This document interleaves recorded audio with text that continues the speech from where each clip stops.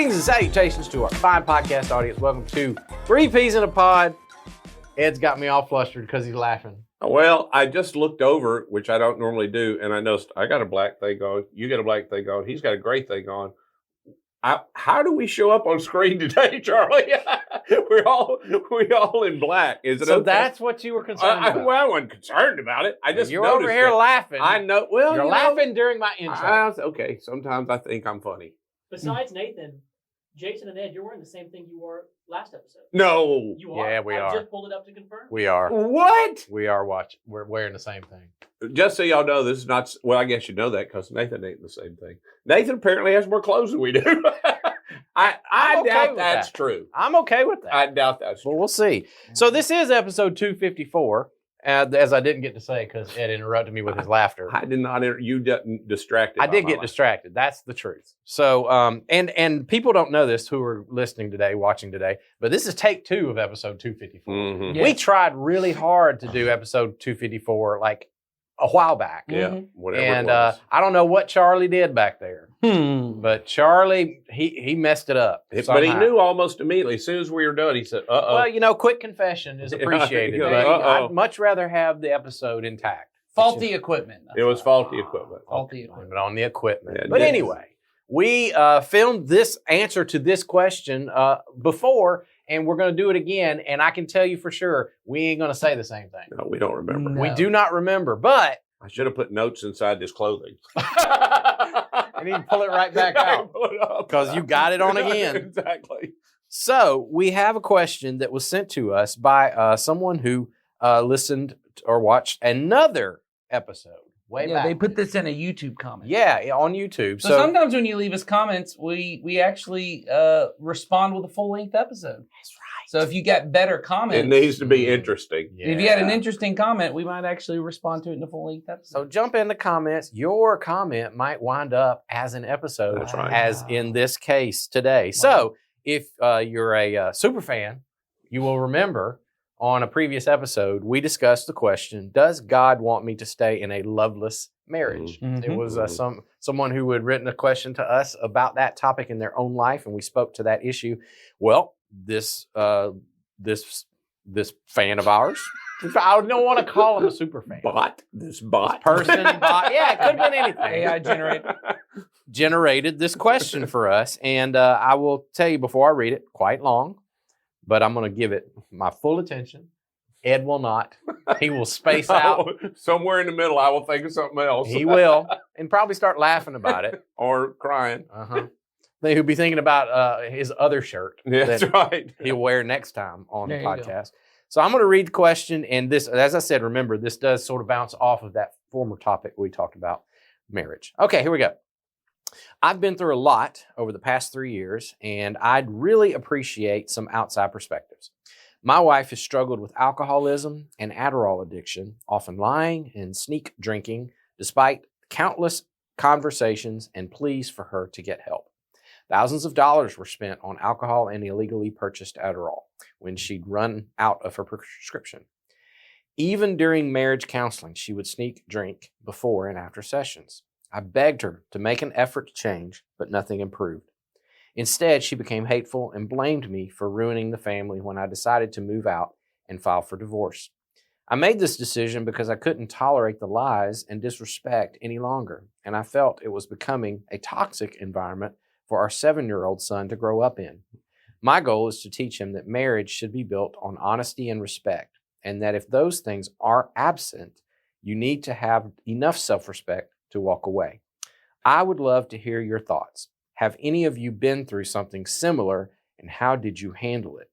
To answer that one, no, I have not been through that specific situation. And to read your story, can I just say it breaks my heart to hear that you've been through that. Yeah, and, very For sorry. you and your son. Yes, and everyone involved. And your wife. to be Yeah. honest. Yeah, your everybody wife. involved in that situation. I cannot imagine how difficult that was. So I can't say that what we're going to be talking about for us is something that comes from that specific type of experience. But we do want to honor and give you some of our thoughts because you've asked for them. And so where do you want to start, guys? Well, I think it's, as you've already kind of hit on, I haven't been in that particular scenario, but I know people who've been in similar scenarios. sure. Certainly been married. People have been married to an addict, or been in a serious relationship with someone who was addicted, and so there's wisdom that can be shared there. I'll also say this, because we don't know who you are, and we don't know your life. I don't know if you are a believer or not, so that would change to some degree the answer I would give about your specific scenario in certain aspects, which we can get into later. But I think that's an important part. I mean, you wrote into a church podcast, 3 pastors in a podcast. And I mean, we have to answer when we're dealing with people in our congregation who are going through marital issues or things like that. We have to answer it from a pastoral, a Christian perspective. But the Christian view of marriage is different than a secular view of marriage, a non-Christian view of marriage. And so I think that's an important part. All of that is to set up what I'm about to say, which is the importance of, no matter what advice we give here, the importance of having someone who can walk with you through the decisions that, I mean, it sounds like you've already made some decisions. And I would say, based on the information I have, because I know it's just coming from you, I can look at that and say, I can see the wisdom behind the decisions you made. Me too. I can see some of the healthy choices behind those, but there are going to be a lot of other decisions that go forward. And so having someone, if you're not a believer, having a counselor you can walk through, someone who you can trust to help kind of walk through the specifics of the scenario and how to help those. But I would say, if you are a believer, being in a Christian community, being able to open up, certainly, not that would exclude a counselor, but certainly to have someone who can help you see, hey, what is God's intention for you and your marriage and those things, to be able to walk through those, because it is just a different worldview. It is a different way. And the biblical morality, or Christian morality, is based on the worldview that Jesus in his life, death, and resurrection has restarted the world, and there is a new way to live because of that, including how you handle your marriage. There are certainly principles that apply to all relationships, but the way the Apostle Paul would say it is that marriage is this mysterious thing that reflects the way that Christ dies for his church, loves his church, and that becomes the model for how we as Christians handle our marriage and all the difficulties that come. But if you're not a believer, it's not the same for you. So it's just a different. Well, and I would say there's possibility that you could get to the same result that you have gotten to, be Christian or non-Christian. Absolutely. But that the mindset and your internal focus and even the training you want to do with your son looks different based on Christian values or not. And I don't know if we want to talk about that at this point or not, but that's what I was thinking about when you were talking about it. I think you could wind up at the same place, possibly, but that the internal reasons I would have gotten there and what I was hoping for the other person and for my son and his view of marriage in the future might be different than for those who, that's not a consideration. The other thing I'd say to you, and Nathan made this point of, I think a community is important for you to have, whether you're Christian or non-Christian. And so, you are a prime candidate for Naranon and Al-Anon. That's good. You should be seeking those kind of communities out, Christian or non-Christian, having a group of people. We're not going to speak to you specifically from that background, but if you go to either one of those communities, they are built for people who've been married to addicts. And you will find a lot of people who've been in the exact same scenario that you are in. Yep. Some who have chosen to make Jesus Lord of their life and follow him, and some that not. But they're relating to the circumstance will help you a good deal just by realizing, one, I'm not crazy. What's going on is not totally unique, because we tend to think my situation is totally unique. And what you find out is there's a lot of commonality in addiction and the damage it does in relationships and family systems and those kind of things. And you find a great deal of support as you try to walk through common kind of issues that would be very helpful to you, whether you're a Christian or not a Christian. What's not helpful ever for either set is, if you're a Christian, I'm going to talk to God about it. God and I are going to make a decision. I ain't going to tell anybody else. That's not helpful. And it's not helpful to think, if you're not a Christian, I'm going to make this decision and I'm not going to tell anybody else because it's just so hard to talk about. Yeah. One thing I heard in the question, and I've read your question several times now, and just want to call out one thing that leaped off of it to me just now as I was reading it, that I don't think people like us, pastors, Christians, often address in these kind of situations. But I think your desire and your willingness to focus on appropriate, healthy boundaries with the addict in your life is a sign of really good things in you. Yeah. Because what I have, and I've dealt with this in my counseling office, is sometimes out of the name of love, we often, when we're dealing with addicts, and this is true of believers a lot of times, because we want to love people, we don't find the strength to draw appropriate boundaries with people. And when we don't, it's not only unhealthy for me, it's unhealthy for the addict in my life as well. And so sometimes it's hard to get to that place where I can process enough and understand that saying no or drawing a boundary or saying this is as far as it can go is the most loving thing that you can do. And in your case, it's loving for you, it's loving for your son, and it's loving for your wife to say, hey, I do want, because it sounds to me like you went to therapy, you tried to work this out. That was not working. Right. You were not seeing movement on her part towards health and healing and recovery.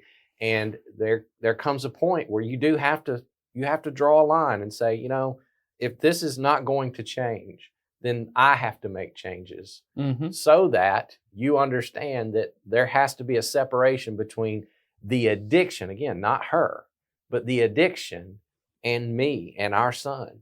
And what your hopes in doing that is, and this is what I talk to parents of addicts and spouses of addicts all the time, is that act, you hope, and again, you don't get to control it, it's only them, but you hope that by saying that they will understand that this is not an act against them personally. It's an act against this addiction. This is drawing fences around me and the addiction and saying, now, if at any moment you're willing to walk away from the addiction and put in the work and do what you need to do to get into recovery, there's a way back into my life. Right. Even post-divorce, I would say. That's right. Now, there comes a point where, if you decide to move on, that's okay too. But understanding that, hey, this is about the addiction. This is not about you. And this is about being healthy, all of us. And sometimes being healthy means that I can't be around certain people and they can't be around me. That's and right. So I just wanted to say that because I want to commend you on that, because it sounded to me like the way you wrote the question that this wasn't a quick decision on your part. Right, that's right. You know what I mean? You just didn't go, well, if that's the way it's going to be, you're out of my life. You agonized over this. You love your wife. And so sometimes when we do these things, I know there's a struggle internally with, am I truly loving this person? And I would encourage you and say, I believe that's what you're trying to do. Well, that's a part of, I would want to say, the goal may be different when you're Christian or non-Christian. And it may just, I'm a big one on telling yourself the truth, maybe because of struggles I've had in my life, that the reason I do this, there is, you said about showing respect for myself. That is true. But for a Christian point of view, it's really loving the other person. I am willing to do this really difficult thing. I'm going to sacrifice what would be easy, maybe not easier. I mean, when you're living with a person in addiction, it's often exceptionally painful. But I'm going to take the blows from people who say, "Oh man, why would you do that? You say you love her and you do that kind of thing." Mhm. It's an actual loving account, and I have to tell myself the truth. Either I did it out of love, or I did it, you know, out of Mhm. being Something upset or else. whatever, Yeah. what other reason. And there is a way to present that to your child and teach them about healthy boundaries, Yes. Mhm. why you did it, Mhm. that we still love mom, Mhm. that Mhm. we're still trying to help her, Mhm. but the words matter and the motivation matters. Mhm. That's why you can get to the same result, but maybe your motivation's not always the same. Mhm. That's what I was talking about earlier. Yeah. I think so many times, well, I don't know. I've seen it happen, so I don't want to make a general statement, but I do think a lot of Christians, this may be why you asked the question, a lot of us like to really lean into the, love is long suffering and it is patient and and marriage is for life unless there's infidelity. And we use those, which are standards that we do hold to. I just want to be clear. Yeah. But at the same time, I think there are situations where we can use those standards, those beliefs, principles that we have, and we wind up advising some people to stay way too long in situations that are harmful for them, harmful Sure. for everybody in that. So I hope that, you know, the the reason you asked this question was that you were trying to get some clarification on that. I don't know if somebody had made you feel Right. as if you had done something wrong or Right. guilty Mhm. for actually taking the step to move away from the marriage, and then you were dealing with that whole, am I now outside of God's will kind Right. of thing. And I would never make a definitive statement whether you are or not, because No, that's right. I don't know. Yeah, I don't know your But situation. I do know there's grace, and I do know that those kinds of cut and dried, black and white attitudes are Mhm. not often helpful in these kinds of situations. And so I hope you know that that's not what Right. we would ascribe to, not what we would want to give to you either. And if somebody has, I hope that you find some separation from that guilt or that shame that you may be Mhm. feeling. If that's the case, I don't know, but Well, and I would say even, words like long suffering that, you're right. I have known people that have used that as a whipping rod to beat people up, Mhm. to Mhm. do things that probably aren't the right thing in the situation. But it is long suffering Mm. as well to hold a boundary and say, Yeah. Mhm. I love you. I would want this to work. But until this happens, I can't. Yeah. It's long suffering to continue to say, "Hey, I'm for you. I want to help you, but I can't help you without this happening." Mhm. I mean, most parents know that. Most good parents know that, even with kids, that there are behaviors that happen even when they're young that you have to long suffer to help them get that behavior out of their life. Mhm. Um, and it's the same in every other situation as well. It doesn't mean I put up with. I Yeah. think that's the way we tend Mhm. to That's right. think of it. We tend to think of, I have to be a doormat. Long suffering Right. means I suffer by letting them step on me. Mhm. There is also a suffering that comes from, I'm doing this thing that is really hard to do. In our Yeah. culture, it is really hard to hold love and boundaries in tension. Mhm. Mhm. Uh, Generally, boundaries only get in place with people we don't like Mhm. Mhm. and that we don't want around. We put up boundaries then, and they're not really boundaries of this is mine and that's yours. This is a fence that you cannot cross. Yeah, I was going to say That's what we tend to think. Yeah. of there's it a as. difference with, you know, a boundary and cutting someone out of your life. Mhm. There's boundaries by their nature mean there's going to be a level of, I want to get to a place of healthy interaction. Mhm. I want to get to a place where you and I can meet at the property line of what's mine and what's yours. Yeah. Right now, and the way I think about it, once again, in my mind, I was thinking, even when you were talking, Jason, the thought that kept coming to my mind when you were using the word boundaries was, in the, I guess it's the King James version of the Lord's Prayer, instead of forgive us our sins, it says forgive us our trespasses.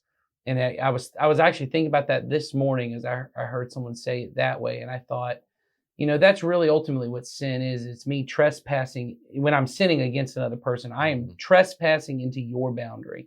I'm going somewhere I should not go with you. I am stealing something from you I shouldn't. I'm trespassing against you. But the goal is I want to be able to have a boundary where me and this other person can get to a place where we can interact. We both know where the boundary is. We both know, and out of love for one another, we don't trespass against each other. We choose to say, I'm gonna be in my place. I think there are some of us, and honestly, I'll say this, I think sometimes in relationships, I don't want to use the word healthy, because I think if you don't have boundaries, it's not very healthy. I think in relationships that are easy and no one's constantly trespassing each other, we don't play boundaries with each other. So I'll say this, even with my wife, we have boundaries with each other because I have to make clear to myself, she's not responsible for my emotions. That's right. I come home with a bad day. It is trespassing for me to say, I'm going to throw that on you.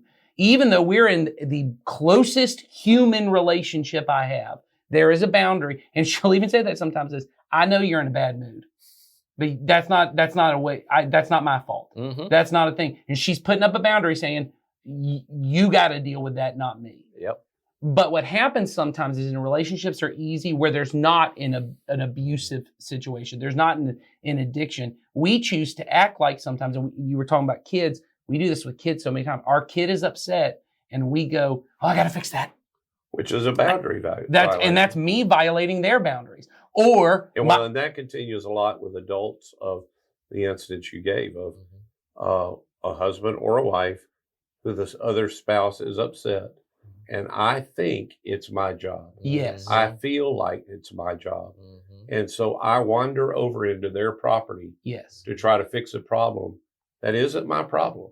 Yes. I mean, I can sympathize with them. I can feel sorry for them. I can listen to them. Well, and I can ask them, is there something I can do? Can I help support you? Do you want me to listen? Yeah. Do you want me to do something? Is there something? That is giving them the authority. But, and it goes vice versa. I mean, I've had to say to my kids all the time, why did this happen? Because I was mad. And I say every time, that's not an answer. Because you're mad is your problem. But you just chose to make it everyone else's problem. You just chose to say, I'm mad and you're not for some reason. How can I needle you and get you a little mad?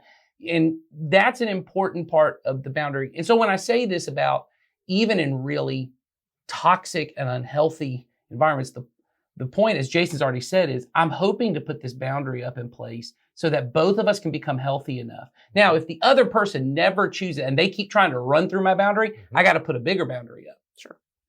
But that says is the fence isn't high enough. That's right. But I think what happens a lot, and this is where I get to when you talk about inner motivation, Ed talks about inner motivation in a Christian marriage. The way Paul would say it is, my ideal, God's ideal in the relationship is my thought is, I'm supposed to do for the other person what Christ does for the church. And so, and that's a lot of things that he certainly sacrifices for us. He sacrifices his life for us. He also cleanses us with the washing of his word. So that's, you take the truth and you don't just come in and go, because I love you, no matter what, you can do whatever you need to do. And I ain't got a problem. That God disciplines this church.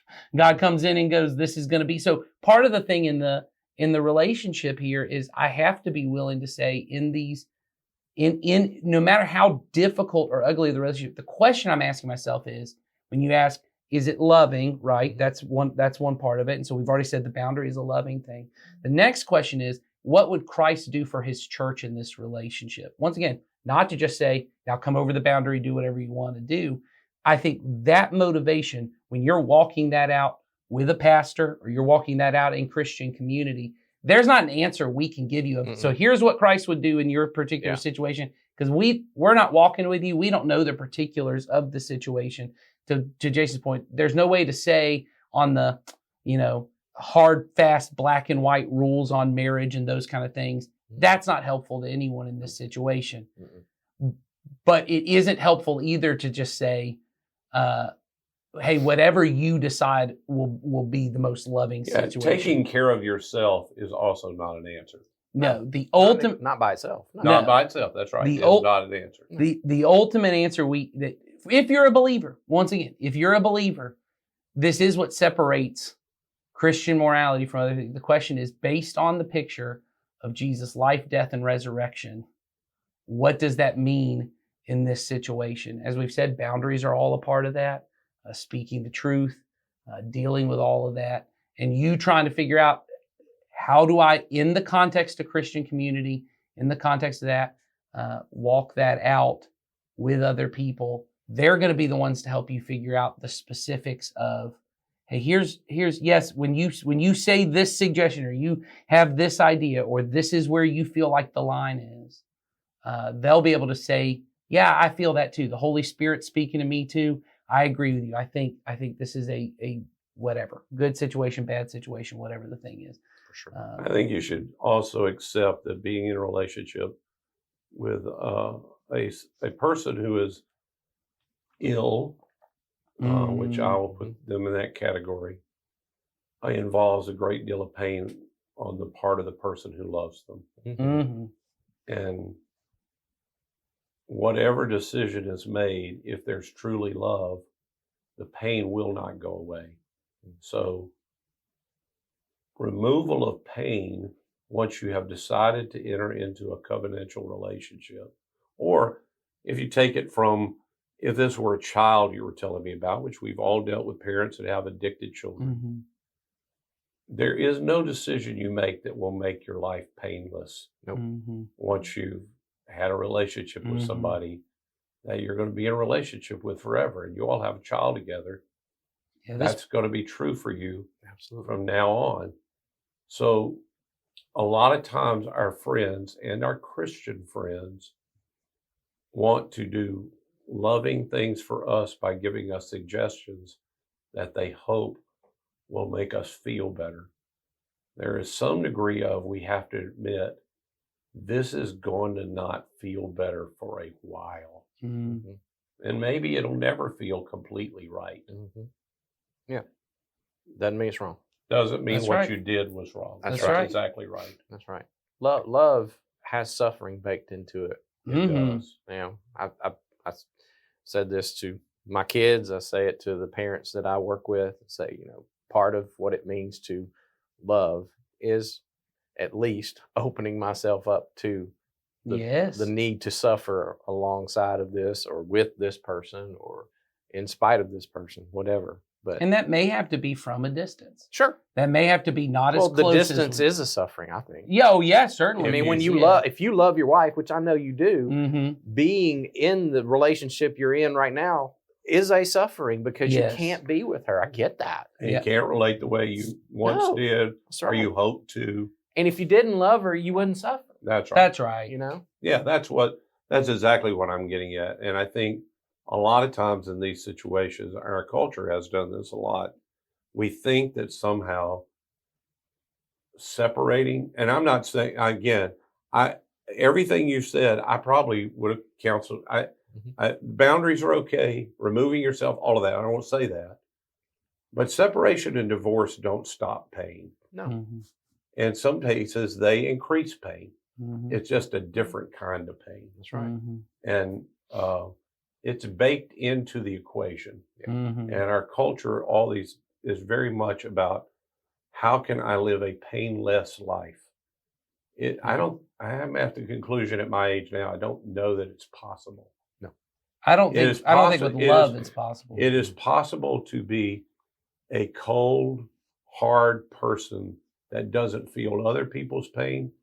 But for me to be that kind of person would be painful in and of itself. Mm-hmm. Yeah, different.